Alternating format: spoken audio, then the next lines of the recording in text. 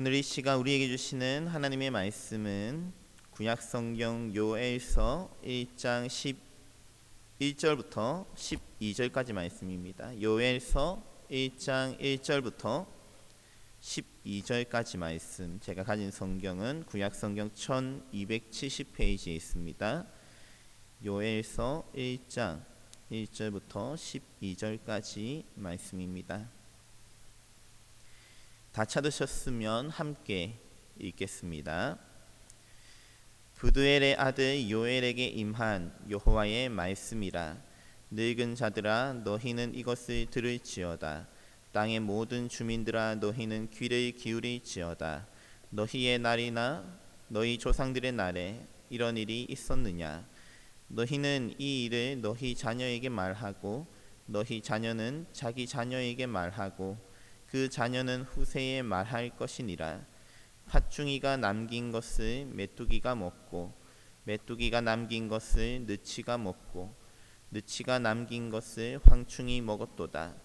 취하는 자들아 너희는 깨어 울지어다.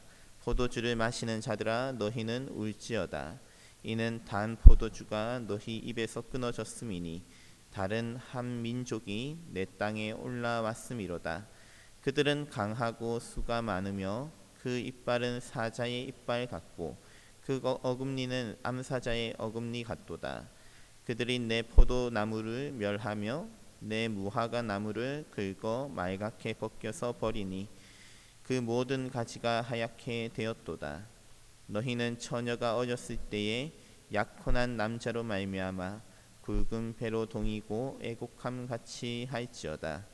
소제와 전제가 여호와의 성전에서 끊어졌고 여호와께 수종 드는 제사장은 슬퍼하도다.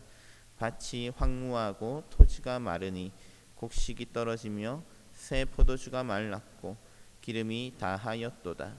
농부들아 너희는 부끄러워할지어다.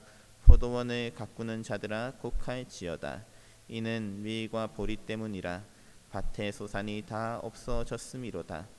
포도나무가 시들었고 무화과 나무가 말랐으며 석류나무와 대추나무와 사과나무와 밭의 모든 나무가 다 시들었으니 이러므로 사람의 즐거움이 말랐도다. 아멘. 저는 오늘 여러분들과 함께 그날의 변화를 이끄는 눈물이라는 제목으로 요엘서의 말씀을 전하고자 합니다. 요엘은 신비에 둘러싸인 선지자입니다. 왜냐하면 다른 선지서들은 대부분 어느 왕 때 주어진 말씀인지 그 말씀이 주어진 시기와 역사적인 배경에 대해 어느 정도 짐작할 만한 단서를 알려주지만 요엘서는 전혀 그런 단서를 남겨두지 않았기 때문입니다. 다만 요엘서에는 왕이 등장하지 않는다든지 제사장과 성전, 시온, 유다와 예루살렘이라는 단어가 반복된다는 점을 통해 선지자 요엘은 주로 예루살렘에서 성전과 관련하여 활동했던 선지자였을 것이라는 정도, 그 정도까지는 짐작해 볼 수 있을 것입니다. 하지만 요엘서를 읽다 보면 그런 역사적인 배경이 그다지 중요하지 않다는 점을 발견합니다. 왜냐하면 요엘서는 당시 시대적 현실보다는 다가오는 그날, 여호와의 날에 포커스를 맞추고 있기 때문입니다. 3장에 이르는 짧은 내용 가운데 요엘은 다양한 이미지를 사용하여 그날, 여호와의 날에 대해 알려주고 있습니다. 때때로 그날은 무서운 심판의 날이기도 하며 사도행전 2장 16절부터 21절까지 사도 베드로가 인용했듯이 여호와의 영이 만민에게 부어지는 날이기도 합니다. 따라서 요엘서는 어느 왕 때 받은 말씀인지 기록할 필요가 없는 책입니다. 우리가 어느 시대에 있든지 우리는 항상 여호와의 날, 주님의 날, 그날을 기다리는 자들이기 때문입니다. 지금 성탄절을 앞두고 지키는 대림절도 마찬가지입니다. 주님께서 오신 그날을 기념하며 동시에 주님께서 다시 오실 그 날을 기대하고 지금 또 나에게 오시는 주님의 임재, 오늘의 그날을 사모하는 시간이 바로 대림절입니다. 그러므로 요엘서는 시대를 초월하여 그날을 기다리는 하나님의 백성들 모두의 성경인 것입니다. 하나님의 백성 모두의 말씀인 것입니다.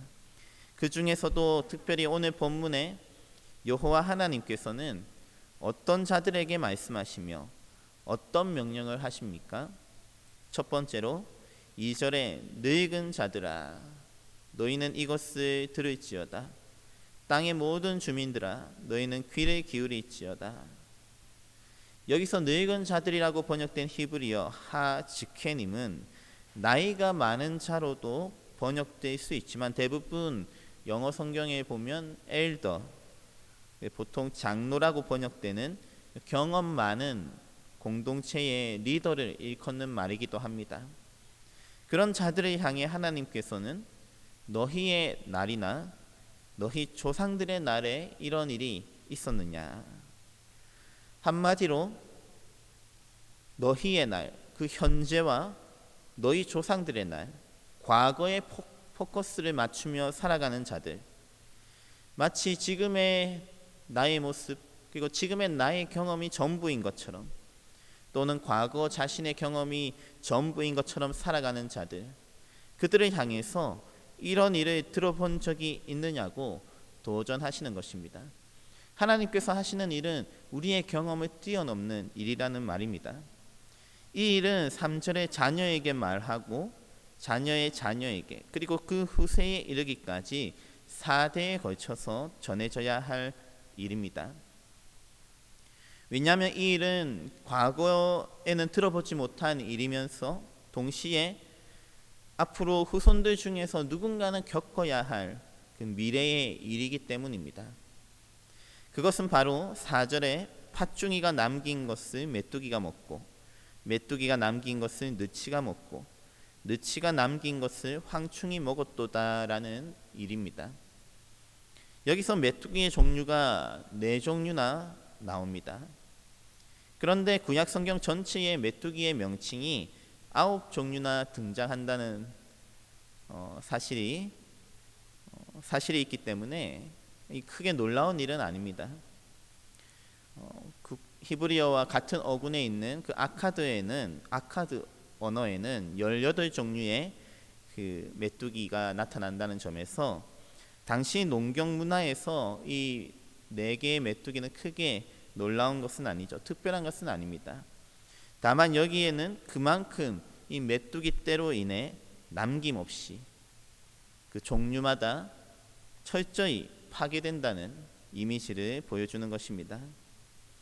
하지만 여기서 메뚜기 떼란 단순히 그런 문자적인 메뚜기라고 보기는 어렵습니다. 왜냐하면 뒤에 2장 25절에 내가 전에 너희에게 보낸 큰 군대 곧 메뚜기와 느치와 황충과 팥중이가 먹은 횟수대로 너희에게 갚아주리니 라는 말씀, 바로 요엘서 2장 25절 말씀에서 알 수 있듯이 이것은 곧 군대로 보아야 합니다.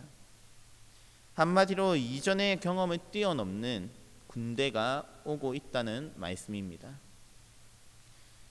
이전에는 한 가지의 메뚜기가 오면 그 남은 것을 어떻게 처리할 수 있었다고 하면 이제는 그 남은 것도 다른 메뚜기가 와서 먹고 또 그 남은 것도 다른 종류의 메뚜기가 와서 먹고, 그렇게 열강이 차례대로 그 예루살렘과 유다를 쳐들어올 것이라는 그런 메시지입니다.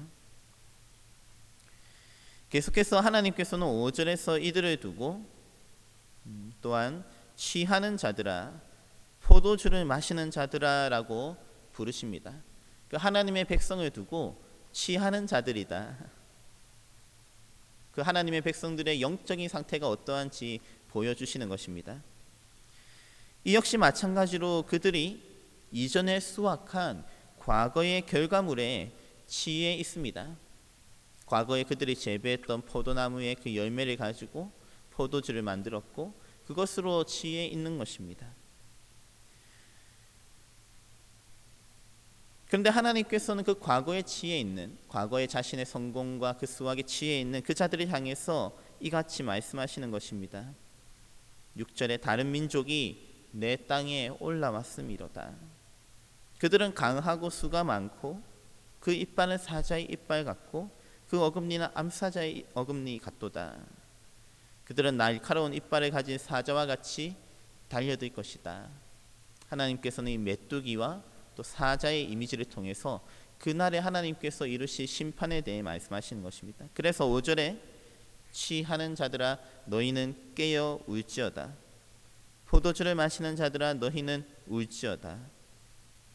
과거와 현재에 취해 있는 자들을 향해서 이제 그만 깨어나라고 말씀하시는 것입니다. 그 순간이 영원한 것처럼 살아가지 말아라 말씀하시는 것입니다. 그것은 마치 8절에 처녀가 어렸을 때에 약혼한 남자로 말미암아 그 약혼한 남자가 결혼도 하기 전에 세상을 떠나서 그 장례식을 치루어야 하는 그 처녀의 애곡함을 떠올려 보라는 것입니다. 뭔가 일이 성취되기 전에 뭔가 일이 진행되는 것 같았지만 이제 약혼을 하고 결혼식이 이루어지기까지 이제 기다리기만 하면 된다고 생각을 했지만 예상치 못했던 일로 슬퍼하는, 그것이 이루어지지 않는 것처럼 아직 끝난 일이 아니라는 것입니다. 아직 그렇게 결혼식도 올리지 않았는데 취하고 있을 틈이 없다는 것입니다.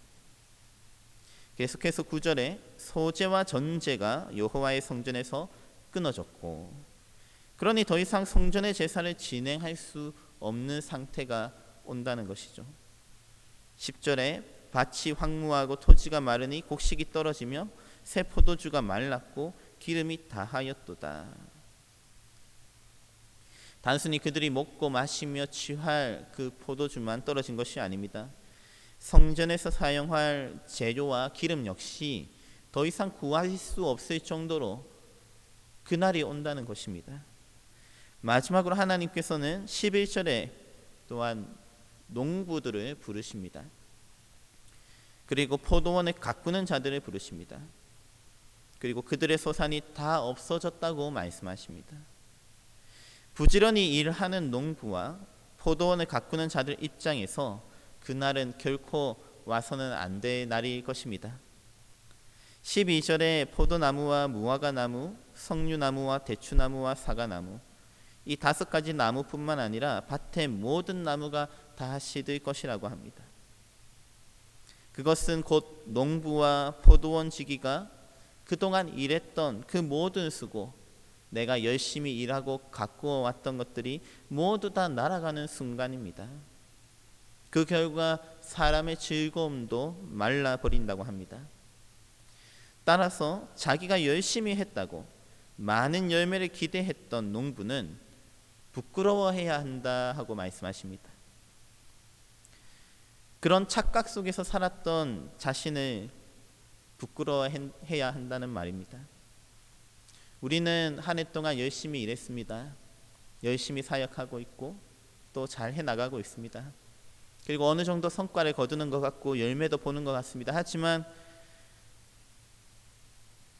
그렇게 했다고 그 수확을 완전히 거둔다고 생각하는 것은 착각이죠.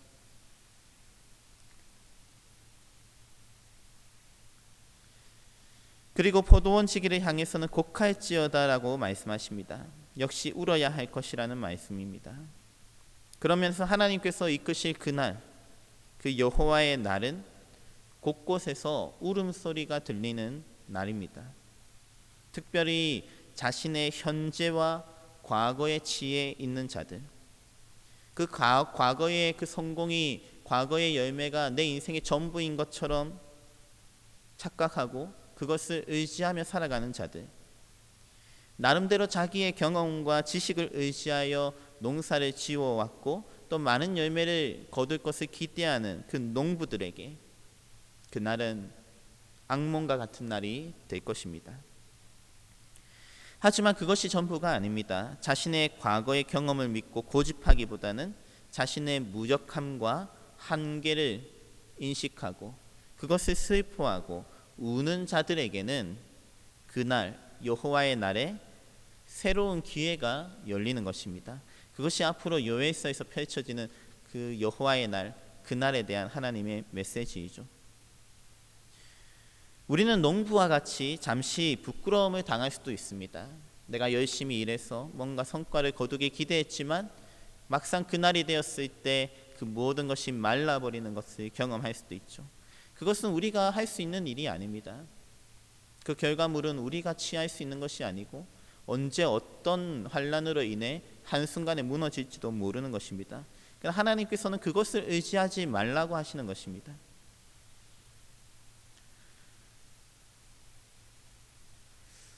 그렇게 자신의 경험을 뒤로하고 새롭게 하나님을 의지하며 시작할 수 있다면, 우리가 우리의 무능함을 두고 울고 마음 아파하고 하나님을 의지하며 나아갈 수 있다면, 앞으로 요엘서에서 펼쳐지는 여호와의 날, 그날은 다른 의미로 다가올 것입니다. 이처럼 그날의 의미가 달라지기 위해서는 우리의 눈물이 필요합니다. 그리고 철저히 우리의 무기력함과 한계를 고백하며 여호와 하나님께 부르짖어야 할 것입니다. 요엘서를 보면 그 지점에서 그날의 의미가 변하는 것을 볼 수 있습니다. 내가 눈물을 흘리며 과거의 것들을 다 잊어버리고 다시 하나님께 의지하며 나아가는 그 순간, 그 지점에서 그날의 의미가 변하는 것입니다. 두렵고 떨리는 심판의 날이었던 그날이 이제는 회복의 날, 구원받는 때가 되는 것입니다. 그러므로 사랑하는 성도 여러분, 특별히 이 연말에 두고 우리는 무엇을 기다리고 있습니까? 이 대림절의 기간을 통해 주님의 다시 오심을 기다리며 그것을 사모하고 내 힘으로는 어찌할 수 없는 그 주님의 날을 바라보며 깨어나시기 바랍니다. 그것은 때때로 우리의 마음을 아프게 합니다. 우리가 익숙했던 것을 버려야 하며 어쩌면 아무것도 없는 상황에서 새롭게 다시 시작해야 할 수도 있습니다. 눈물 없이는 견딜 수 없는 시간이 될지도 모릅니다. 하지만 슬퍼해야 할 때 슬퍼할 수 있어야 우리는 비로소 바른 길을 찾아갈 수 있습니다. 그렇게 이 마지막 때에 요엘과 함께 우리가 깨어 슬퍼하며 울면서 그날에 더욱 가까이 다가가는 그런 연말이 될 수 있기를 바랍니다. 그래야 해서 새로운 한 해 그 말라버린 즐거움이 다시 회복되며 주님과 늘 동행하시는 그런 귀한 한 해를 맞이할 수 있기를, 그리고 오늘이 바로 그와 같은 날이 될 수 있기를, 그런 복된 하루가 될 수 있기를 주님의 이름으로 축원합니다. 함께 기도하겠습니다. 하나님 아버지, 오늘도 이 새벽에 우리가 요엘서를 묵상하면서 그날에 임할 하나님의 때를 바라보며 나아갑니다. 이 대림절 기간 통해서 우리가 예수님의 오심을 기념하고 또 예수님의 다시 오심을 기대하며 또 이 귀한 시간들을 보내며 나아갈 때 우리의 과거의 성공과 우리의 과거의 경험에 의지하고 올 한 해 우리에게 있었던 그런 좋은 것들, 그것에 의지하는 것이 아니라 앞으로 주님께서 이루실 일들, 앞으로 하나님께서 하실 일들을 기대하며 더욱 하나님을 의지하고 나아갈 수 있는 이 연말이 될 수 있게 하여 주시옵소서. 그리하여서 주님 앞에 우리가 회개하며 눈물을 흘리며 또 새로운 한 해 주님을 의지하며 주님과 함께 힘차게 나아갈 수 있도록 도와주시옵소서. 오늘 또 기도할 때 주님께서 우리에게 그와 같은 은혜를 주시기를 소망하옵고 이 모든 것 예수님의 이름으로 기도하옵나이다. 아멘.